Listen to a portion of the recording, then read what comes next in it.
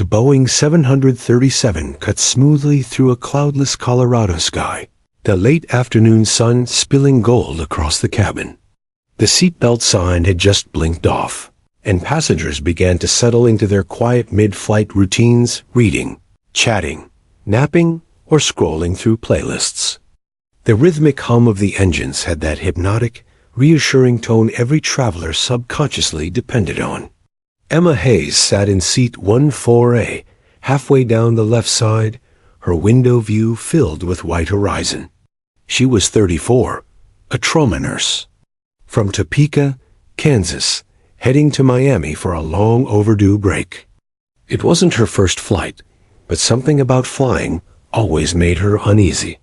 Maybe it was the helplessness, how one had to trust complete strangers to keep 200,000 pounds of metal airborne.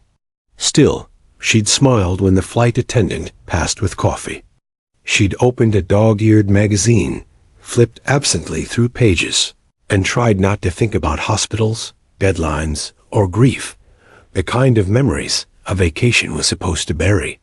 A few rows ahead, a toddler giggled as his father made paper airplanes out of napkins. An older couple dozed, heads resting together. A teenager in earbuds mouthed lyrics only he could hear. Everything about the cabin whispered ordinary, until the voice broke it. "This is your..." The intercom cracked, fizzed, and cut out mid-sentence. Emma frowned. The sound wasn't alarming on its own airlines, had static all the time, but something about the pause after it made her uneasy. The cockpit door didn't open. No reassuring chuckle followed. No second announcement. Then the turbulence hit, just a small jolt, like a pothole in the sky. A few passengers gasped. The seatbelt sign blinked on again. Emma reached for her armrest as another bump shook the cabin, harder this time. Coffee splashed over tray tables. "Ladies and gentlemen, please."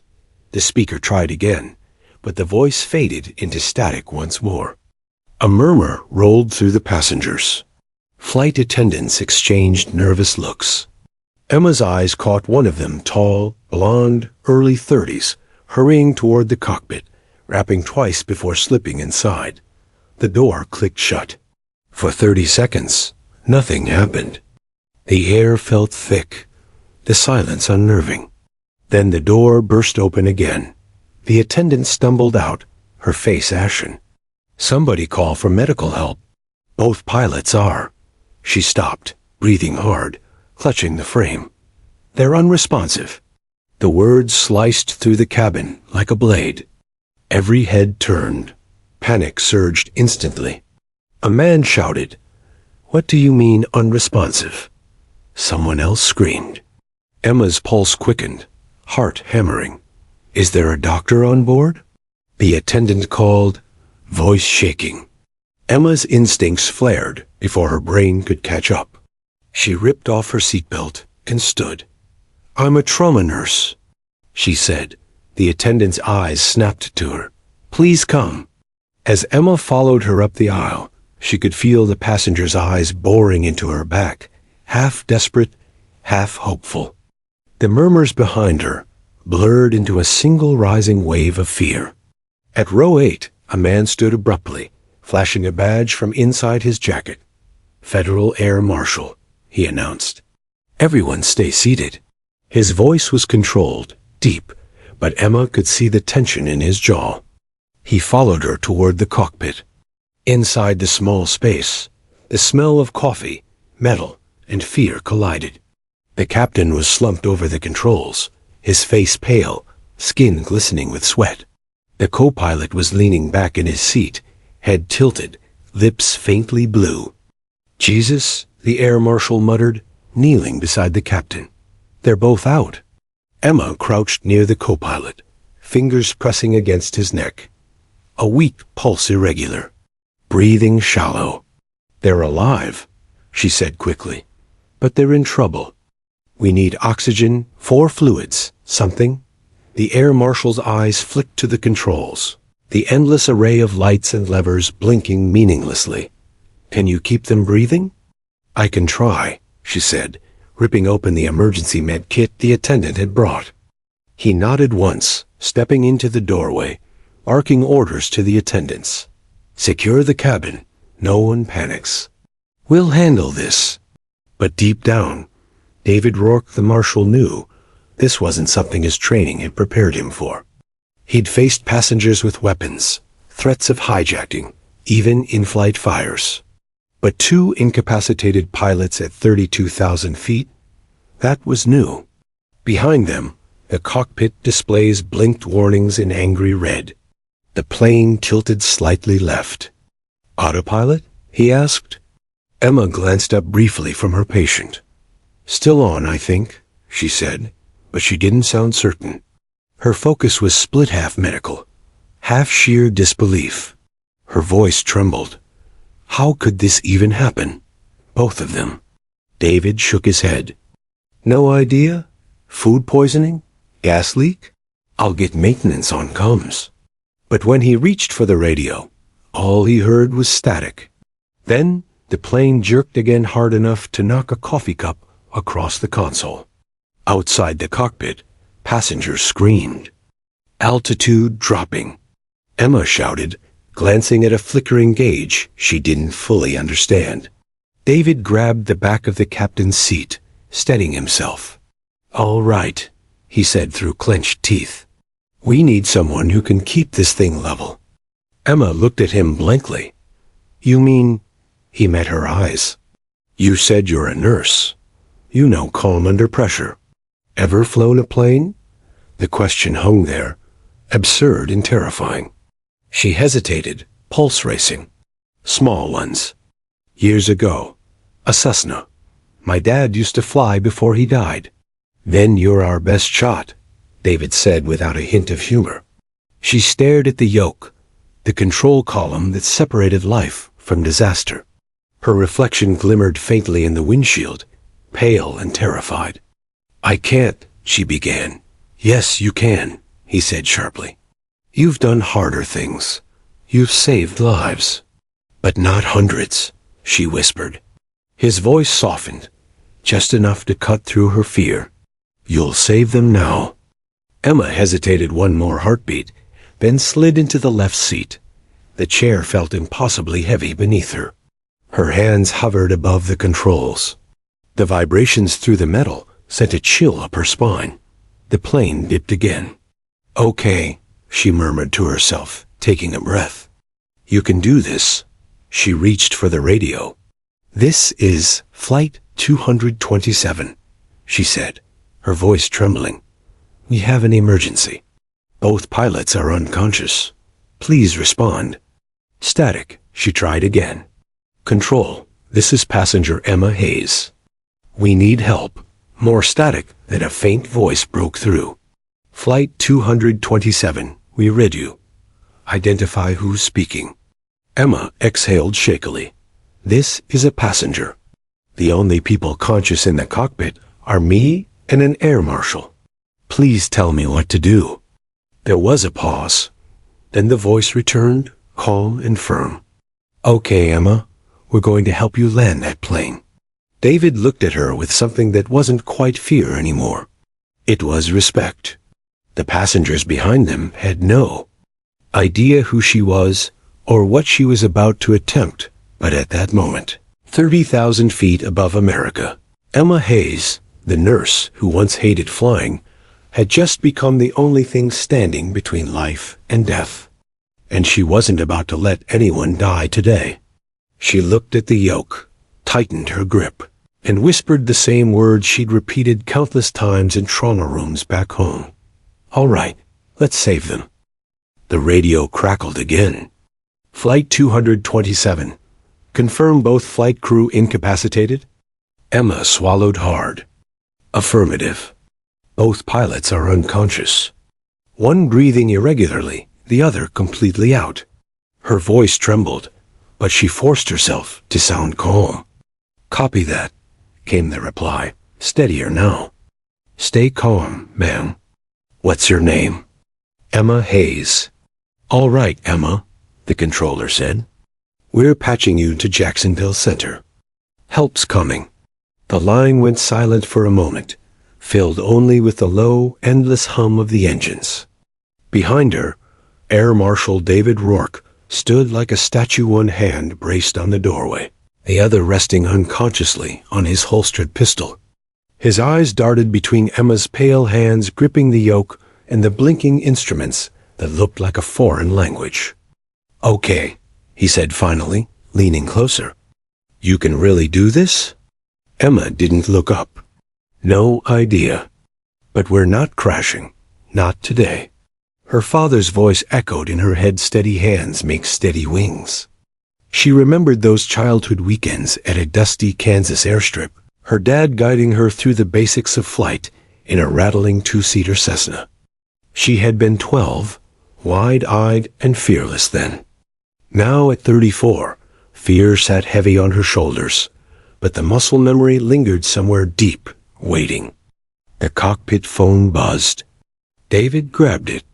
"Rourke, Federal Air Marshal," he said quickly. "Pilots down, passenger assisting. We need medical and flight support immediately." A pause. Then, "Copy. Keep the cabin calm. We're alerting NORAB and the FAA." David's eyes flicked to Emma. "NORAB? They think this is a hijacking." Emma's heart skipped. "Then tell them it's not." "Already did." He turned back toward the aisle, shouting orders to the flight attendants. "Secure every passenger in their seat. No panic, no phones. We need this cabin quiet." As the crew hurried to comply, muffled sobs and whispered prayers filled the cabin. The reality of their situation had spread like smoke. 2 pilots down, an unknown woman flying the plane. In the cockpit, Emma tightened her grip on the yoke. "Tower, this is Flight 227, she said. "The plane's drifting. What do I do?" A new voice answered, low and calm. "Emma, this is Frank Dillard, Jacksonville Control. I'm right here with you, all right? Look at your panel. Do you see the autopilot switch?" She scanned the array of buttons. "Yes. Good. Is it lit?" "Green light, yes." "Perfect. That means the plane's still flying itself for now." "You're doing fine." "Okay," she breathed. "But for how long?" "Long enough for us to guide you in." David exhaled, rubbing the back of his neck. "I've been on 100 flights," he muttered. "Never thought I'd see a passenger in the captain's seat." Emma managed a shaky smile. First time for everything. Her humor was brittle, like glass thin and ready to shatter, but it kept her focused. Behind her, the cabin lights flickered as turbulence nudged the plane again. The autopilot warning chimed softly, a cruel reminder that technology had limits. "Frank," Emma said into the mic, "we're shaking pretty bad up here." "Roger that. Flight 227. You're entering a weather front ahead of schedule. Nothing you can't handle. Keep calm." David leaned in, his voice low. "He sounds like he's guiding a space launch." "He's the only thing keeping me sane," Emma muttered. She glanced down at the pilots again. The captain's head lolled weakly. The co-pilot groaned, a faint sign of life. Emma checked his pulse. Still faint. She slid the oxygen mask over his face. "Frank," she said, "the pilots need medical help. When we land, you'll have a full emergency team waiting, Emma. Just focus on flying." Flying. The word felt surreal. She wasn't flying for thrill or freedom. She was flying to keep people alive. The intercom clicked.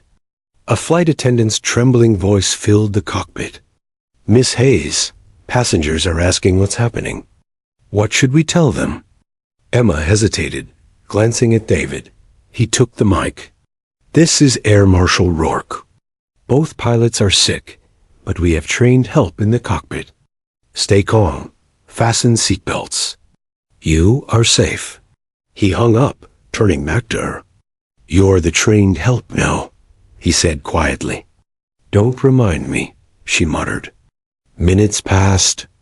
The storm ahead grew visible through the windshield, dark clouds twisting in layers, lightning flickering deep inside like a beast breathing fire.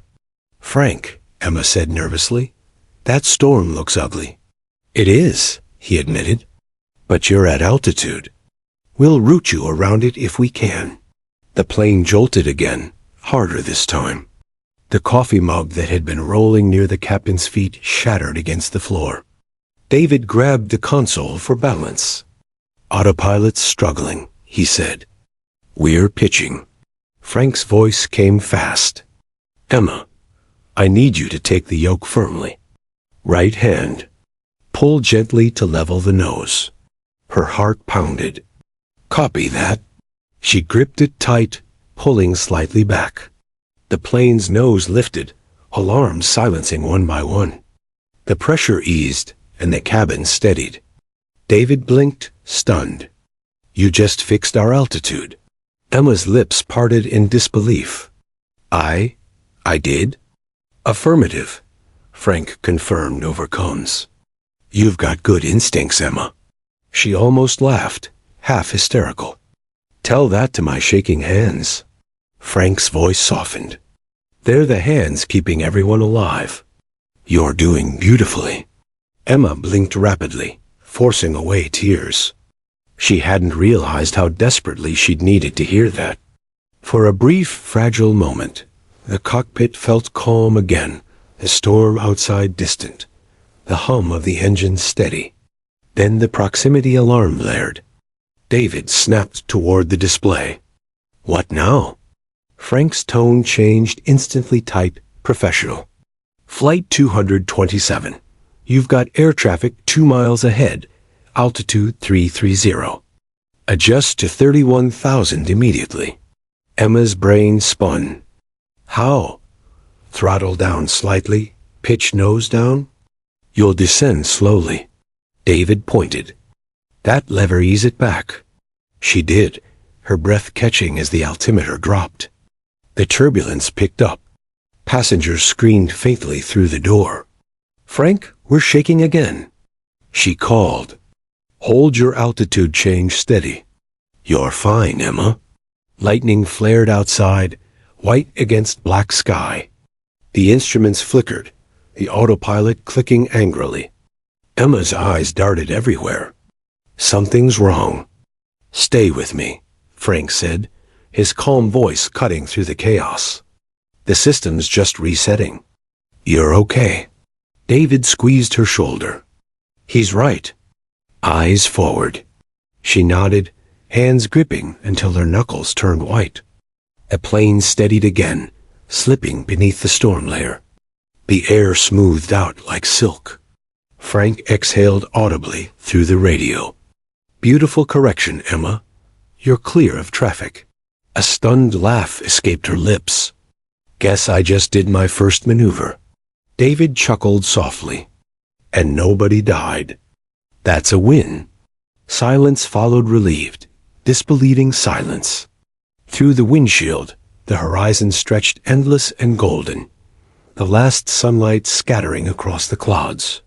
Emma felt her chest rise and fall in rhythm with the engines. She wasn't just surviving anymore. She was flying. Frank came back on the line. "We've got emergency aircraft on standby, Emma. You're about 90 minutes out from Jacksonville. We'll bring you down when you're ready." "Copy," she said, still shaking but steadier now. "Can you maintain control?" She looked at the controls, at her trembling hands, then at David. He nodded once, firm and certain. "Yes," she said finally. "I can maintain control." Frank's voice warmed, the faintest hint of pride behind it. "That's exactly what I needed to hear." The call ended, leaving a quiet hum in its place. David leaned back, watching her. "You know," he said softly, "when you stood up back there, I thought you were out of your mind." Emma gave a small, tired smile. "You weren't wrong. But you're also the reason we're still in the air." Her gaze drifted out the window again. Clouds parted, revealing streaks of silver moonlight on the ocean far below. It was beautiful and terrifying. She whispered, almost to herself, "Dad? Hope you're seeing this." David didn't ask what she meant. He didn't need to. For now, the plane was stable. The passengers were alive. But both of them knew this was only the beginning. The hardest part, bringing a 737 safely to the ground, still waited ahead. Emma flexed her aching fingers and stared at the controls that had already begun to feel less foreign. "All right," she murmured, her voice firm now. "Let's keep this thing steady." David smiled faintly. "Yes, ma'am." Outside, lightning flashed again, but this time she didn't flinch. The cockpit lights glowed dimly against the darkening sky. The hum of the engines had become a strange kind of comfort, a sound that meant they were still alive, still aloft. Emma Hayes sat in the captain's seat, her pulse pounding hard enough to feel in her throat. She'd done impossible things in the hospital, before compressions, until her arms went numb. Trauma calls were seconds-decided fates, but this was different. There were no monitors, no code teams, no backup plans.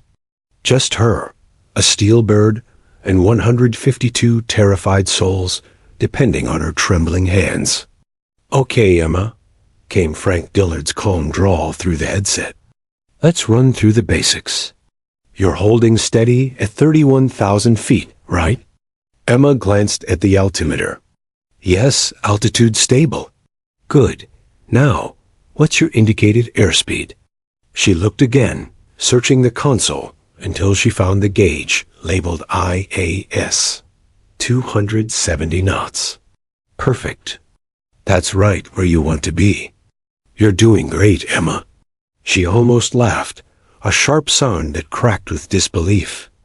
I'm sitting in the captain's seat of a 737 with no idea what half these buttons do. Great might be pushing it. David, the air marshal, shot her a look, a mix of humor and awe. Hey, considering where we started, you're doing better than half the flight schools I've seen. She shook her head, trying not to smile. The fear hadn't left, but his confidence helped anchor her.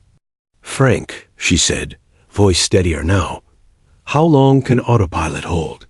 As long as systems stay clean, he replied. But you'll need to learn manual control before descent. We'll get you there. Her heart sank a little. Manual. That meant she'd truly have to fly. The radio clicked, and a new voice joined in. Flight 227. This is Major Tom Raines, Air Force Liaison with NORAD. We've got you on radar. You're clear of all air traffic, ma'am. You're doing a hell of a job. Emma blinked. The Air Force is watching? David smirked faintly. They probably have F-22s ready, just in case. Emma's eyes widened. In case I... He nodded grimly. They can't risk an unresponsive plane entering restricted airspace. The implication hit her like a slap. If she lost control, they might shoot her down. Focus, Emma, Frank's voice broke through, sharp but calm. You're not losing control. You've got this. She nodded, gripping the yoke tighter. Copy that. The plane cruised forward through a deepening dusk. The sky ahead glowed orange, fading into blue, the last light of day disappearing over the horizon. Below, the ocean shimmered like black glass. Inside the cabin, fear lingered like static in the air. Some passengers prayed. Others stared numbly out windows, too stunned to speak. The attendants moved carefully, whispering reassurances they didn't believe. In the cockpit, Emma tried to breathe in rhythm. Inhale, exhale, focus. Her knuckles had gone white from holding the controls. Every vibration, every beep made her flinch. Then the intercom clicked. A small, quivering voice came through a flight attendant. Miss Hayes, there's a woman in 23B having chest pains. She says she can't breathe. Emma's heart lurched. Is she conscious? Barely. David cursed under his breath. We can't afford chaos back there. Emma looked at the autopilot, then back at him. I can't leave the controls. I'll handle it, he said, unbuckling. You just keep us level. She nodded, eyes never leaving the panel. The cockpit door closed behind him. The sudden quiet felt heavier now, the loneliness of command sinking in. Frank's voice returned, steady as ever. You're doing beautifully, Emma. Every pilot starts somewhere. You just had one hell of a first day. She smiled faintly despite herself. You always talk this calm? 30 years in towers, he said. You learn not to sound scared when everyone else is. Emma laughed weakly, her nerves easing for a heartbeat. You're good at this, Frank. So are you, he replied. Her chest tightened at the compliment. Minutes stretched into an eternity. The plane hummed steadily, obedient for now. She watched the radar sweep, the numbers, the blinking lights, everything that could spell disaster if ignored. Then, another sound: footsteps. David re-entered, looking worn but steady. Passenger stabilized, he said. I gave her oxygen. Panic attack, mostly. Emma exhaled with relief. Good. Cabin's calmer now. They're praying for you. She smiled faintly. They should probably pray for everyone. He leaned on the co-pilot's seat, studying her. How are you holding up? I've stopped shaking, she admitted. That's something. Good. Keep that up. I've seen combat zones quieter than this cockpit. Before she could reply, the radar beeped. Frank, she said sharply. Something's flashing on my screen, red dots ahead. Traffic indicators, he answered immediately. Cross-check altitude. 31,000. Perfect. You're fine. Those aircraft are above you. You'll pass clean. Her heart rate slowed, but not much. Frank, she asked after a moment, voice quieter, do you ever lose planes? He hesitated. Sometimes, yes. But not tonight. Why not tonight? Because you're not giving up, he said simply. The words hit deep. She thought about all the people on board, the little boy with the paper airplanes, the elderly couple sleeping hand in hand, the woman now breathing easier in 23B. She wasn't just flying a plane. She was carrying lives. Lightning flickered far off, painting the sky white. Frank, she said, eyes narrowing at the approaching cloud bank. I think that storm's shifting our way. Radar confirms. We'll route you under the base layer. You'll need to descend 1,000 feet manually. Her stomach dropped. Manually? That's right. Hands on the yoke, left hand on throttle. Ease it down, no sudden moves. You can do this.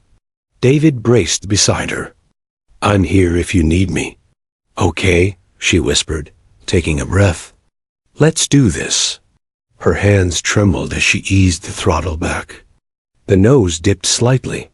The altimeter began to fall. 30,900. 800.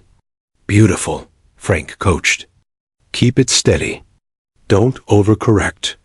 The plane vibrated gently as it cut through thinner air. Her muscles screamed from tension, but she didn't dare relax. David watched the gauges. Looks clean. Descent smooth. Emma's breath caught. Did I just fly us? Frank chuckled over the radio. You sure did, Emma. You just made your first controlled descent. Tears pricked her eyes, relief, disbelief, everything at once. For a moment, she forgot the fear. She looked out the window at the endless expanse of night sky, stars beginning to shimmer like scattered hope. Frank? She said softly. If we make it through this, I owe you a drink. He laughed. I'll hold you to that, Mom. David grinned beside her. Make it a double. You've earned it.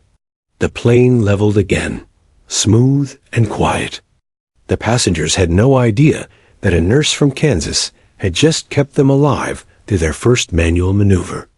In that quiet moment, Emma realized something profound. She wasn't reacting anymore. She was flying. Not perfectly, not fearlessly, but with purpose. Frank's voice returned, calm as always. "All right, Emma, you've proven you can keep control. Next step, we'll prepare for descent procedures. But for now, take a breath. You've got time." She exhaled slowly, her hands finally relaxing on the yoke. "Thanks, Frank." "Don't thank me yet," he said. "We've still got to land that bird." Her smile faded, replaced by determination. "Then let's make sure we do." The engines droned steadily. The horizon glowed faintly ahead. Emma glanced at David. "You think anyone will believe this?" He smirked. "If we land in one piece, they'll have no choice." Outside, thunder rolled far below them, harmless for now. And in the cockpit of Flight 227, Emma Hayes, nurse, passenger, accidental pilot, tightened her seatbelt, adjusted her headset, and whispered to herself, "I can do this." Lightning cracked across the horizon, blinding white that burned through the cockpit windows for a split second before plunging everything back into shadow. The sky ahead wasn't just dark, it churned, alive with fury.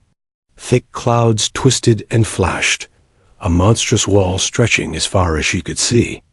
Emma's throat went dry. "Frank, that storm looks bad." His voice came calm but urgent through her headset. "Confirmed. You're flying toward a supercell buildup. We're working on a reroute, but there's no clean path around. You'll need to go through part of it." Her stomach flipped. "Through it?" "Don't worry," he said. "We'll guide you. You've got the altitude advantage, and the jet can take some turbulence. Just stay focused." David, standing by her side, locked eyes with her. "You've come this far, Emma. You're not stopping now." She nodded, though fear throbbed behind her ribs. "Okay, let's do this." The first jolt hit like a body blow. The plane lurched, rattling with metallic groans. The overhead lights flickered, the instruments dancing like nervous hearts. Somewhere behind them, passengers screamed. Emma clenched the yoke. "Frank, it's shaking bad." "Ride with it," he coached. "Small corrections only. Don't fight the storm, guide through it." The turbulence worsened. Her seatbelt dug into her shoulders. Coffee cups flew in the cabin. The sound of crashing echoed faintly through the door. David gripped the console to steady himself. "You've got this, Emma." She gritted her teeth. "Trying." The aircraft pitched sharply left. Warning alarms blared. Emma's instincts screamed to yank the controls, but Frank's voice cut through. "Steady hands, Emma. Gentle pressure, that's it." She exhaled, forcing herself to ease the yoke, not jerk it. The plane responded slowly, leveling bit by bit. "Good," Frank said. "Perfect correction. Keep her nose at 5 degrees. You're doing it." Another flash of lightning illuminated her face. Sweat glistened along her temple, her jaw set with sheer determination. "I used to think hospital nights were bad," she muttered. David managed a tight smile. "I think you just outdid the E." The plane rattled again, a deafening boom of thunder rolling through the fuselage. A sensor light blinked red. Emma's heart jumped. "Frank, there's a warning. Auto throttle disengaged." "What does that mean?" "Means you're controlling thrust manually now," he replied quickly. "Keep your left hand on the throttle. Adjust gently. Too much power and you'll climb. Too little and you'll stall." "Got it," she said, her voice tight but steady. Her mind whirred. All the medical emergencies, all the adrenaline-fueled nights she'd faced, none compared to this. She wasn't just saving one life this time. She was saving everyone. The plane bucked violently. Emma slammed forward against her harness, pain shooting through her shoulder. A scream echoed from the cabin. "Frank," she shouted. "We're losing altitude. Check your attitude indicator," he ordered. "Pitch up 5 degrees. Easy, easy." She pulled gently on the yoke, muscles trembling. The nose lifted, and the plane steadied again. David's hand hovered near the controls. "Want me to help?" "Not unless I pass out," she shot back, eyes locked on the horizon. That earned a grim chuckle. Fair enough. Minutes passed in chaos, each second feeling like a lifetime. Wind slammed against the fuselage. Lightning strobed endlessly, and thunder chased them like angry drums. Yet through it all, Emma never let go. Finally, Frank's voice returned, lighter now. "You're through the worst of it. Radar shows clear air ahead in 3 miles. Emma sagged back, chest heaving. "Oh, thank God." David glanced at her with a grin. "I told you we'd make it." But even as relief washed through her, Emma noticed something odd. One of the engine readings flickered. She frowned. "Frank, I'm seeing engine 2 fluctuating." A pause. "Copy that. It's probably a sensor reacting to turbulence. Keep an eye on it, Roger." Outside, the clouds began thinning. Pockets of calmer air formed like quiet after a battle. The stars peeked through again, faint but hopeful. The cabin lights stabilized. Somewhere behind the door, applause erupted, passengers cheering through tears and exhaustion. Emma blinked. "Are they cheering?" David smiled faintly. "You just flew a 737 through a thunderstorm. They should be building you a statue." Her lips twitched in a tired smile. "Let's land first." Frank's voice cut back in. "Good news, you're about 70 minutes from Orlando. Tower's been briefed. They'll have emergency crews ready on the ground, just in case." Emma swallowed. "Emergency crews?" "Standard procedure," he assured. "You've done everything right. But we'll prepare for anything." She stared ahead at the stars, her pulse finally slowing. The adrenaline began to ebb, replaced by a strange, fierce clarity. For the first time, she wasn't afraid of the cockpit anymore. She respected it, understood its rhythm. "Frank," she said softly, "why do people do this job? Knowing it could end like this?" He chuckled gently. "Because flying reminds you how small you are, and how much you can do anyway." That stuck with her. The plane glided smoothly now, cutting through a sky washed clean by the storm. The moonlight caught the wingtips, turning them silver. Inside the cockpit, the tension lifted, slightly. David sank into the co-pilot's seat at last, rubbing his neck. "You realize you just did something most trained pilots dread." Emma gave a weary laugh. "Don't remind me." He studied her for a moment. "You were terrified, weren't you?" She met his eyes. "Still am." "Good," he said. "Means you understand what's at stake." She looked at him, puzzled. He added quietly, "Fear's not weakness, Emma. It's focus when you use it right." The words hung between them, steady and true. Another 20 minutes passed in calm silence. Emma monitored the instruments like a professional now. Altitude steady, course corrected, airspeed optimal. Frank checked in periodically, his tone shifting from instructor to peer. "You've got natural instincts," he told her once. "I've seen licensed pilots crumble in less chaos." "Maybe adrenaline helps," she said. "Or maybe you were built for this," he replied. She didn't answer. But deep down, she knew he wasn't entirely wrong. There was something about this, the focus, the precision, the way panic melted into purpose, that felt almost familiar. Finally, Orlando Tower crackled through. "Flight 227. This is Orlando approach. We have you on radar. Maintain heading 230. Begin slow descent to 20,000 feet when ready." Emma inhaled sharply. "Frank, I guess that's me?" "That's you," he said, smiling in his voice. "Let's get ready to bring her home." Her pulse quickened again. "Home," she whispered. The word felt heavier now, more sacred. She gripped the yoke, steadying herself. "All right, let's do this." David leaned back, watching her hands move with growing confidence. "You know, after tonight, you could probably get your pilot's license." Emma smiled faintly. "One miracle at a time, Marshal."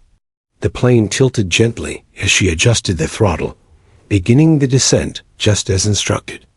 The stars shifted higher in the windows, the dark earth slowly rising to meet them. She could feel it now, the rhythm of flight, the living pulse of the aircraft, like a giant heart beating beneath her hands. And somewhere between fear and faith, she realized something profound. This wasn't just survival anymore. It was destiny. The first hints of dawn painted the edge of the sky in pale gold. Flight 227 had crossed through night and thunder, and now it drifted above the sleeping land like a ghost. Far below, the faint lights of Florida glittered across the dark. Emma Hayes took a deep breath. "Frank, Orlando Tower just cleared us to descend to 20,000 feet. "Copy that?" came Frank's steady voice. "You've done everything right so far. Let's start the descent nice and slow. Hands on throttle, eyes on your vertical speed indicator. Smooth pressure." Emma placed her trembling fingers on the controls. "All right, here we go." The plane began to dip gently. The hum of the engines deepened, vibrating through the cockpit floor. The altimeter numbers rolled steadily downward. 30,000, 29, 28. David, the air marshal, sat strapped into the co-pilot's seat now, his gaze fixed on the horizon. "You're flying like you've done this before." Emma gave a small, nervous laugh. "Don't jinx it." Her heart hammered, but she was focused. Every movement felt deliberate, measured. She wasn't reacting anymore. She was flying. Frank's calm voice filled her headset again. "Good descent rate. You're stable. Just remember, air density increases as you drop, so you'll feel more resistance. Adjust gradually." "Got it," she said. Lightning flickered far away, harmless now. The storm had been left behind, but inside Emma, another one was brewing. The realization that the hardest part still lay ahead. Landing. That single word carried the weight of everything. Frank's tone changed slightly, becoming more serious. "All right, Emma, it's time to brief you on the landing checklist." Her mouth went dry. "I'm ready. First, flaps. You'll use them to slow the aircraft as you descend. Second, landing gear, but don't deploy until you're near final approach. And third, remember your angle. Too steep, and you'll come in hot. Too shallow, and you'll stall." Emma scribbled quick notes on the edge of the chart beside her. "Flaps gear, angle." "Got it." David leaned forward. "You got this. Just breathe." She nodded, eyes locked on the instruments. Trying. Minutes passed in tense silence. The radio crackled again. A new voice from Orlando approach. "Flight 227. This is Orlando Approach Control. We have emergency vehicles on standby. Do you require additional assistance?" Emma pressed the switch. "Orlando, this is Captain Emma Hayes." The words felt foreign in her mouth. "We're stable for now, continuing descent per instructions." There was a brief pause, then the controller replied, voice warm with awe. "Captain Hayes, you're doing incredible. We're all with you down here." The words hit her harder than expected. She blinked back sudden tears. "Thank you," she whispered. David smiled faintly. "Captain Hayes has a nice ring to it." She smirked despite herself. "Don't get used to it." The descent continued. Clouds drifted past the cockpit windows, glowing faintly in the early light. The ground grew closer, the lights of the city now visible in clusters. "Frank," Emma said suddenly, "I think Engine 2's readings are dropping again." His voice sharpened. "Confirmed pressure. Oil pressure decreasing. RPM fluctuating." A long pause. "Okay, Emma, it might just be a faulty sensor, but if it's not, we could lose thrust on the right side." Her pulse spiked. "What do I do if that happens?" "You'll need to balance the plane using differential thrust," he said carefully. "Means controlling each engine separately. It's delicate work." She swallowed hard. "So if one engine fails, I'll have to land using the other?" "That's right." David's jaw tightened. "We can handle that." Emma nodded slowly, though dread coiled in her stomach. "Okay, one problem at a time." The minutes ticked by. The descent continued. 23,000. 22,000. The horizon brightened. The sky turned pink, and below, she could see the faint shimmer of water, lakes, rivers, the glittering edge of the coast. It was beautiful, terrifyingly beautiful.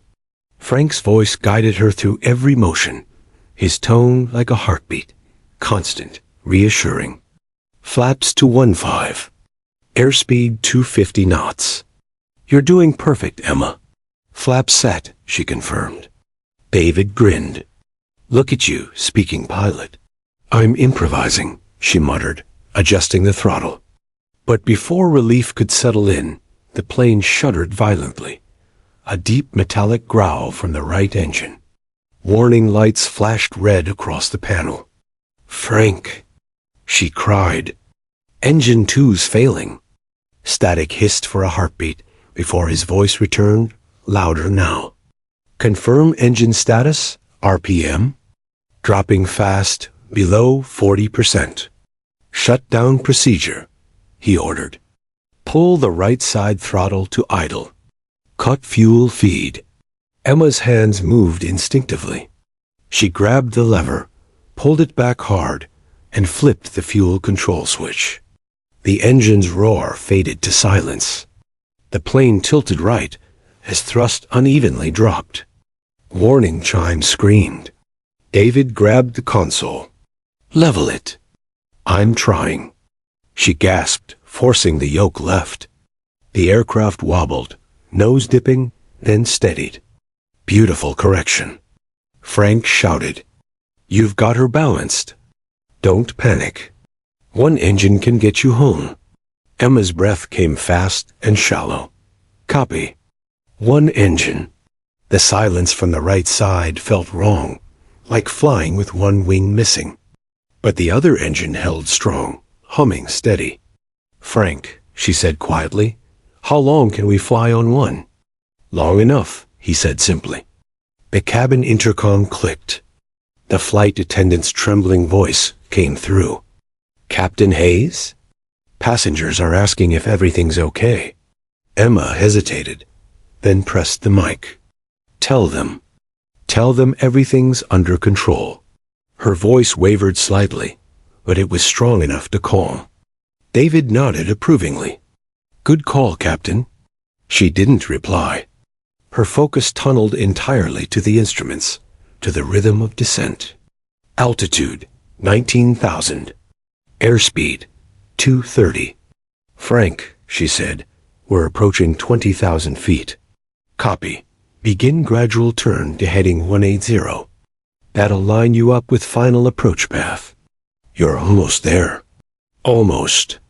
The word echoed in her mind like a prayer. The plane turned slowly, the distant coastline coming into view, a faint silver line glimmering in the morning light. Emma stared at it, her chest tightening. "I can see it," she whispered. "The ocean." Frank smiled through the radio. "Then you're close to home." The hum of the remaining engine filled the silence. David looked over, his voice low. "You know, when this is over, they'll call you a hero." She shook her head. "Heroes don't get scared like this." He smiled faintly. The best ones do. The altimeter continued to tick downward. 15,000 feet.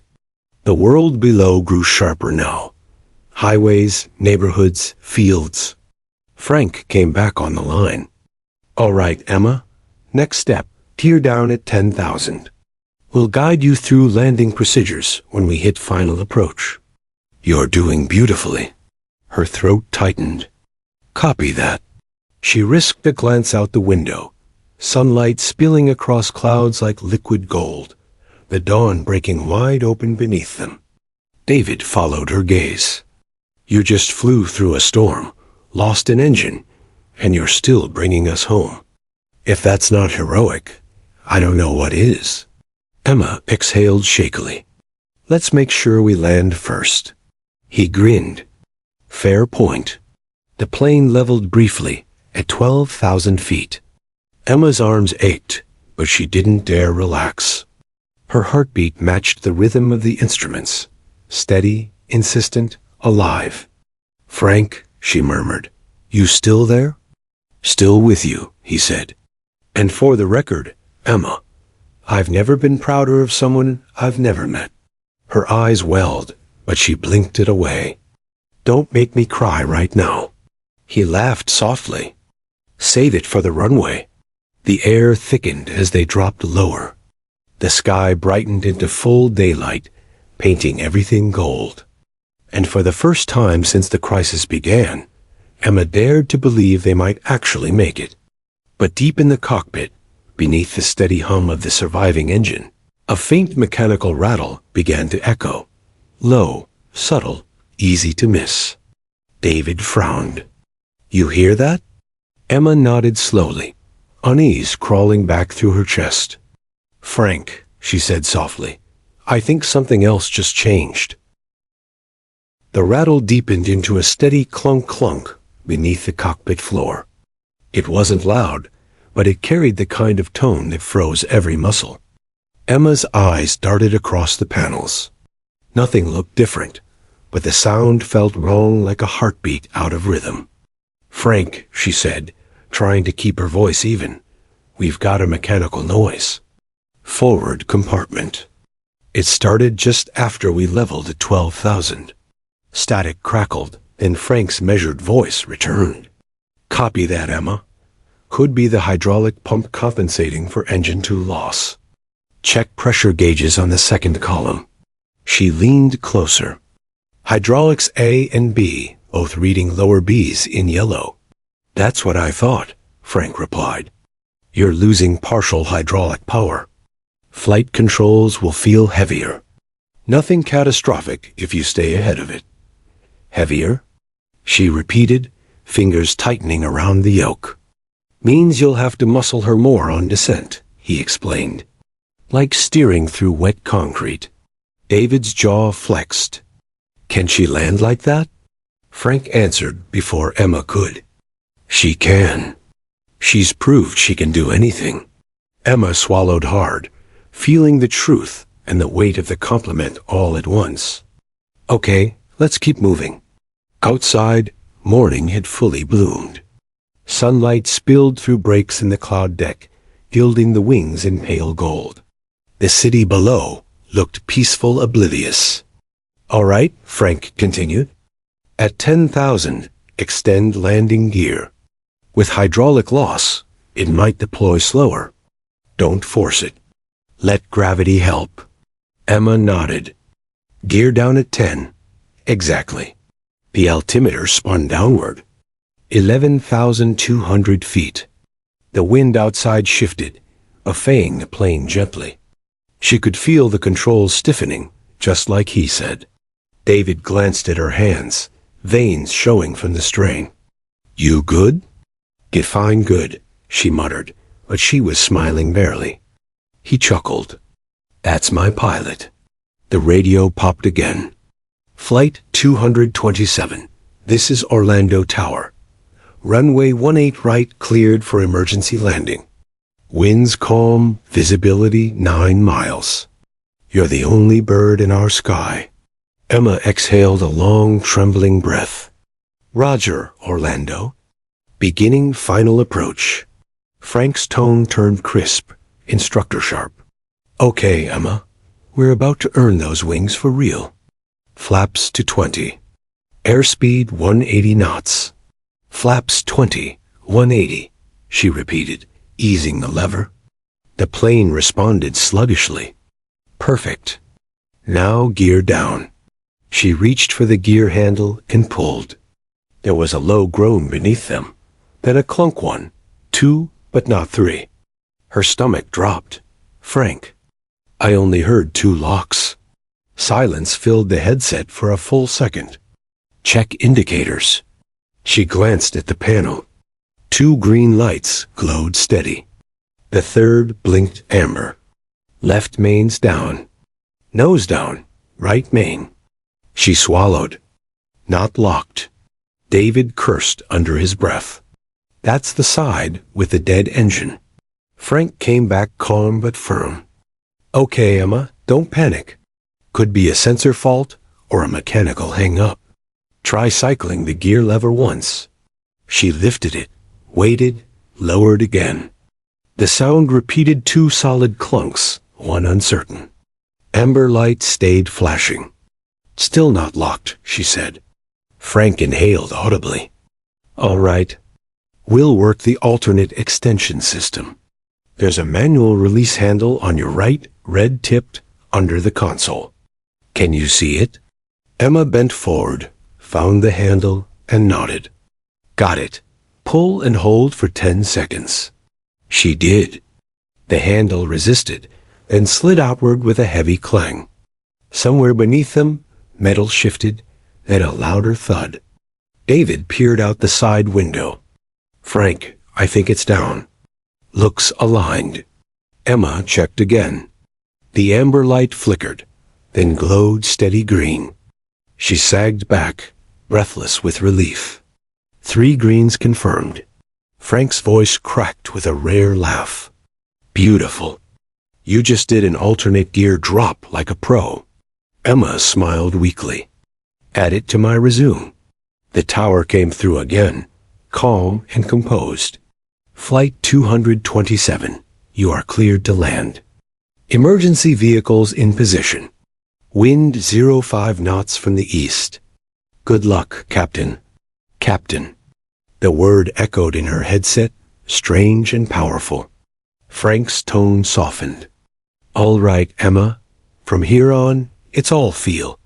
Keep her steady. Small inputs. Trust the plane and trust yourself. Her pulse pounded. Copy that. David adjusted his harness, voice low. No going back now. She gave a tight nod. Wouldn't want to. The ground rose steadily in the window's patches of green, flashes of rooftops, a ribbon of highway curving toward the airport. Frank, she said quietly, thank you for staying with me. You just keep her level till touchdown, Emma. Then you can thank me. Her lips quirked in a shaky smile. Deal. Flaps 30, he instructed. She moved the lever. The nose dipped slightly, speed dropping to 160 knots. Perfect, he said. Now trim for glide path. You're 3 miles out. The runway was visible, now long gray strip shimmering in the sunlight, lined with blinking lights and tiny fire trucks, waiting like guardians. Emma's throat tightened. I see it, David murmured. That's home. Wind buffeted again. The yoke pulled against her hands. The hydraulic loss made every correction a battle. Frank, controls are stiff, she warned. Stay ahead of it, he said quickly. Use both hands if you need to. You're almost there. She gripped the yoke with both fists, arms burning. The descent angle held steady. Altitude 1,000 feet, Frank called. Flaps 40. Speed 140. She obeyed, sweat stinging her eyes.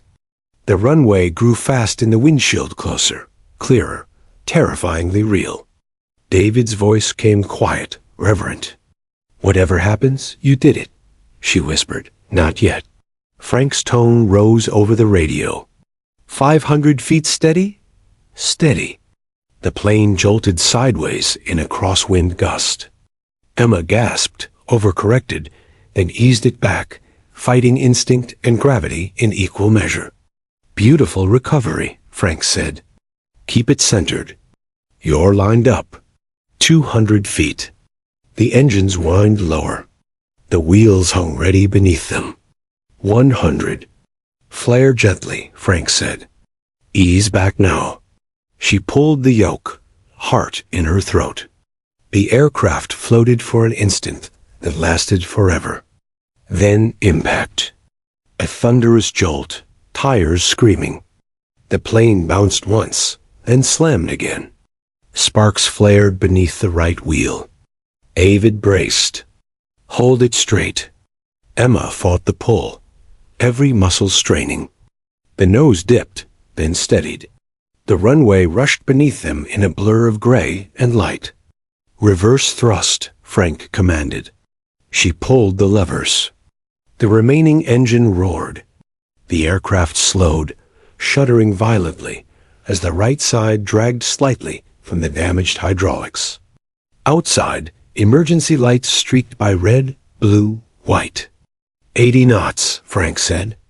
"Keep braking smooth, smooth." The roar faded. The rattling stopped. And then silence. The plane rolled to a halt halfway down the runway.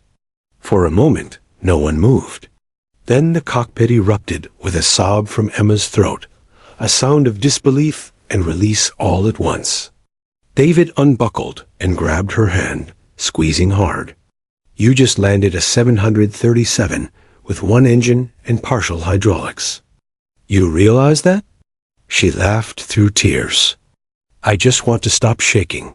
Frank's voice came soft, almost emotional.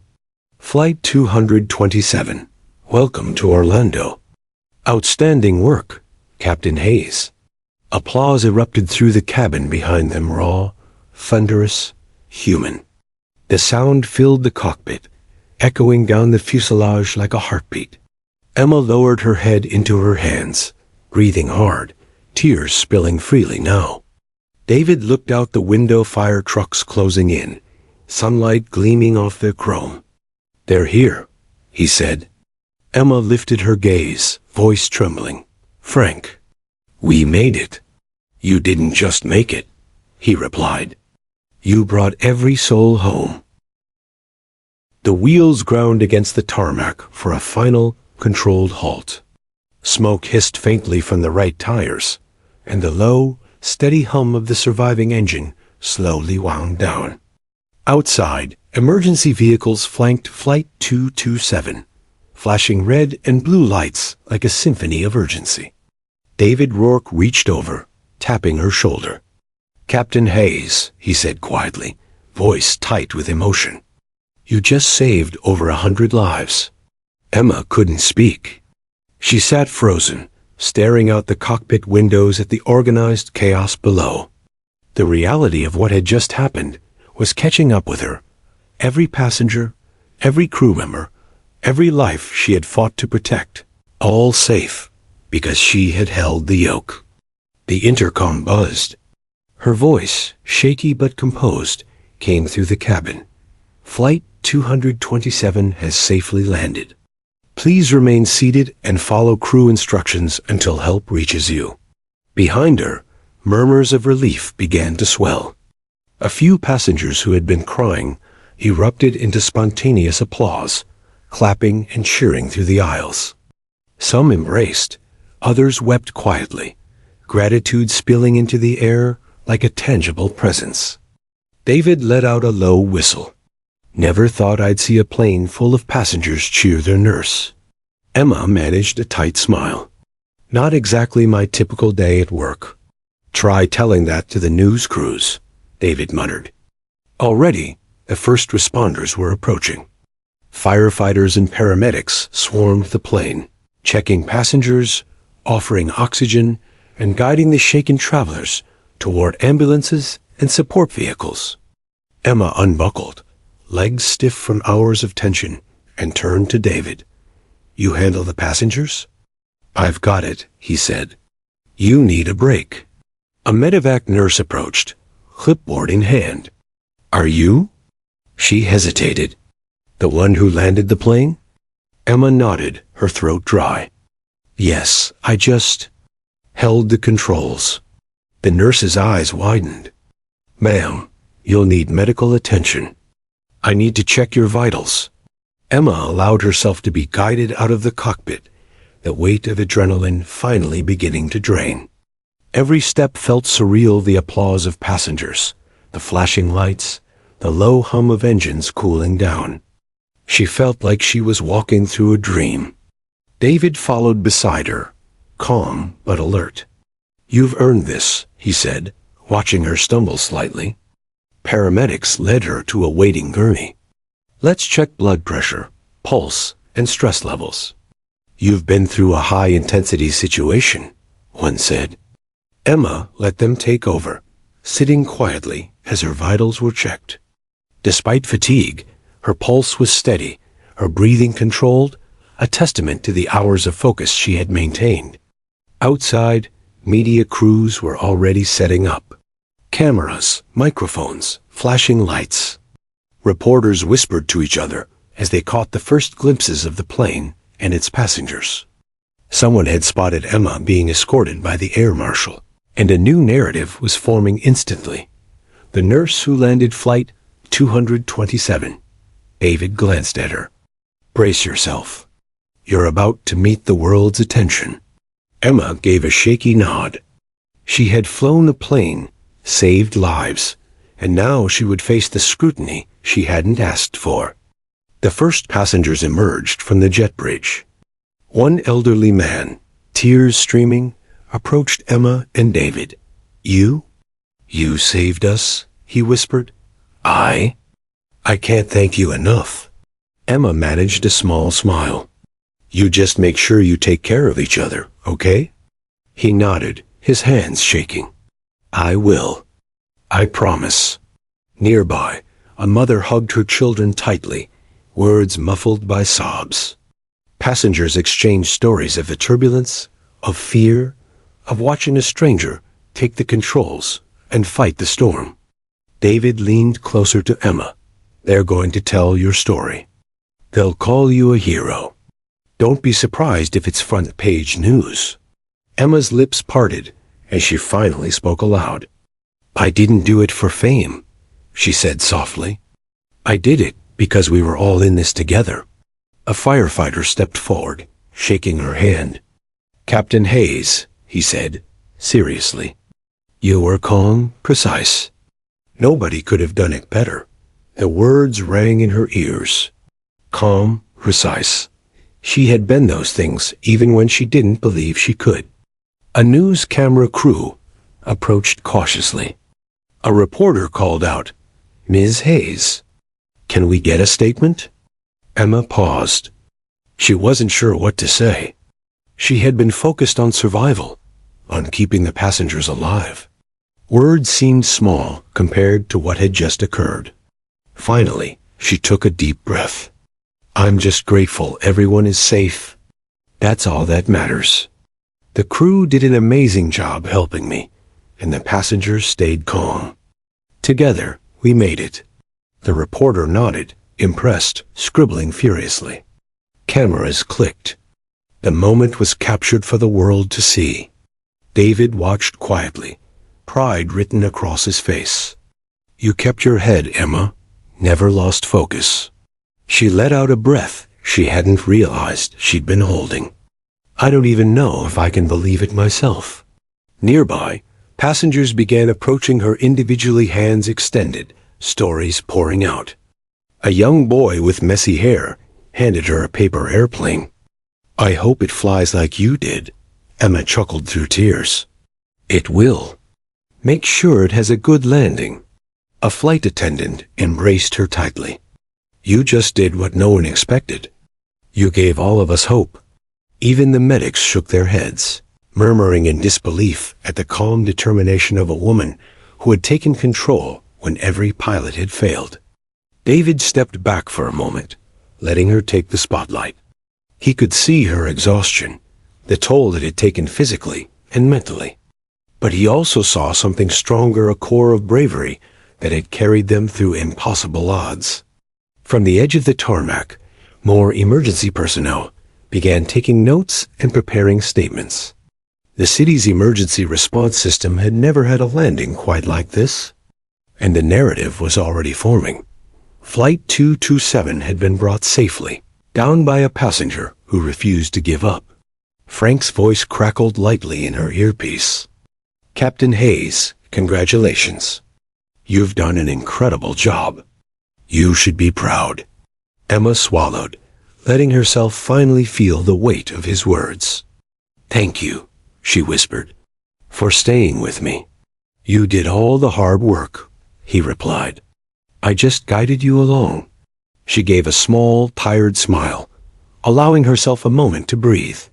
Around her, passengers, crew, and first responders buzzed with activity, but she remained rooted in that rare moment of recognition, still in awe that she had taken the controls and succeeded.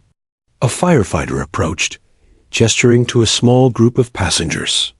"They want to meet the person who saved their lives." Emma nodded. Her legs were weak, but she moved forward. Faces filled with gratitude surrounded her, each handshake and embrace reinforcing the incredible reality. She hadn't just survived the ordeal. She had changed it for everyone aboard. David followed silently, letting her take the lead, knowing that this recognition, though overwhelming, was deserved. Finally, she stepped aside for the media interviews, realizing that the world outside would soon know what Flight 227 had witnessed. She felt a strange mix of fear and pride, the same blend that had kept her hands steady through turbulence, lightning, and failing hydraulics. The sun now fully illuminated the tarmac, golden rays bouncing off the silver fuselage. Emma stood at the threshold of a new reality. No longer just a passenger, no longer just a nurse, but someone who had, in a moment of chaos, become the person everyone needed her to be. And as cameras clicked and reporters shouted questions, she realized that what mattered most wasn't the fame or attention. It was that Flight 227 had landed, alive and intact. For Emma Hayes, that was the only headline that mattered. The morning sun bathed Orlando International Airport in a warm glow, highlighting the silver fuselage of Flight 227. Emergency crews had already cleared the runway, but the memory of the chaotic landing lingered in the air, palpable as the scent of burning tires and hydraulic fluid. Inside the cabin, passengers were finally disembarking, their faces a mix of relief, awe, and exhaustion. Many clutched onto one another, whispered prayers, or simply stared in stunned silence, replaying the moments when they had thought survival impossible. Emma Hayes was escorted carefully from the aircraft. Her uniform was wrinkled, sweat-stained, and dust-covered, a visual testament to the hours of tension and action she had endured. Despite the exhaustion, there was a quiet aura about her, something that drew attention without demanding it. She walked steadily, though every muscle in her body ached. Every joint screamed from the strain of holding the controls through turbulence and mechanical failure. David Rourke stayed close. "Captain Hayes," he said, his tone low but sincere, "you've officially become the reason every single one of these people is alive today. That's not hyperbole. That's fact." She let out a long, shaky breath. I still can't believe it," she admitted. I did what I had to do." "You more than did what you had to do," David countered. "You did what no one else could." A firefighter approached, extending his hand. "Ma'am," he said respectfully, "I've been in emergency services for 25 years. I've never seen anything like what you just did. You kept a 737 in the air, through engine failure, a storm, partial hydraulics, and landed it safely. You're incredible." Emma shook his hand, voice soft. "Thank you, really, I just stayed focused." Focus. That word kept surfacing in her mind, a lifeline through chaos. "That and sheer necessity. She had been scared, terrified, yet somehow she had acted with a clarity she had never known existed. The press had begun to gather at the far end of the tarmac. Cameras, microphones, and flashing lights now turned toward her. Reporters clamored for statements, cameras zooming in on her every movement.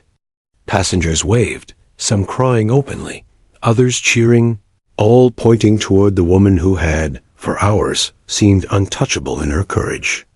A microphone was thrust forward. "Ms. Hayes, can you tell us what went through your mind when both pilots collapsed and you realized you were in control?" Emma's throat went dry. She paused, searching for words. I didn't think about it," she finally said. "I just knew that people were relying on me. My job, my responsibility, was to keep them alive. I tried to stay calm, follow instructions, and focus on what I could control. That's all." A camera zoomed in on David, standing slightly behind her, arms crossed but eyes shining. He gave a slight nod, as if to say, "She's telling the truth." The reporters pressed further. "Did you ever think you might fail?" She exhaled. "Every second," she admitted. "But fear doesn't mean failure. It just means you understand what's at stake. And when the stakes are that high, you do everything in your power not to fail." There was a pause in the reporters' questions, a moment of silence that spoke volumes.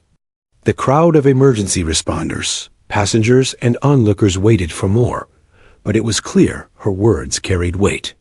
She had flown them through impossible odds, and now she spoke with the measured calm of someone who had faced death and emerged victorious. Later, in a private debriefing room, Emma finally allowed herself to collapse into a chair. Her hands were still trembling slightly. David Rourke stood across from her, arms crossed, a small smile tugging at the corners of his mouth. "You okay?" he asked gently. Emma nodded, though her voice trembled. "Exhausted and overwhelmed." "You should be," he said. "I've seen pilots deal with far less, and most of them don't walk away the same." She laughed quietly. "I guess I've earned a medal or two, then." David chuckled softly. "Medals, definitely. But right now, you need rest. Recognition will come. And trust me, it will come." Later that afternoon, she met with Frank Dillard in person. He had flown in separately to debrief her. The moment she saw him, Emma felt a surge of relief. He was alive, calm, and somehow grounded despite the chaos they just faced. "Emma," he said, voice steady, "I've guided a lot of pilots through simulators, emergencies, and failures. But what you did, you don't see that in manuals. You don't train for it. You just do it." Emma shook her head. "I was scared out of my mind." "Good," he said with a faint grin. "Fear keeps you alive. But you didn't let it control you. That's why we're here." She exhaled, letting herself relax. "I couldn't have done it without your guidance." "And you didn't. You did it?" News reports were already running across television screens and online platforms. Headlines shouted, "Nurse lands plane after pilot's collapse." "Passenger becomes hero overnight. Flight 227 saved by ordinary woman." Extraordinary courage. Emma sat in a quiet corner of the airport cafe, sipping water, letting the world spin around her. The attention was overwhelming, but part of her still felt surreal. She had been just a passenger, an accidental pilot. Now she was a symbol of bravery, calm, and human resilience. She thought about the passengers, the terrified mother clutching her child, the elderly couple holding hands, a young boy who had folded paper airplanes in the cabin. Every face reflected a story she had helped preserve. David sat across from her, watching quietly. "You know," he said, "people are going to remember this for years. Schools, aviation programs, even hospitals, they'll tell this story. Your story." Emma smiled faintly, eyes distant. "I hope they remember it not for me, but for what we did together." "You'll get your chance," he said. "And you deserve every bit of recognition coming your way." The next days were a whirlwind.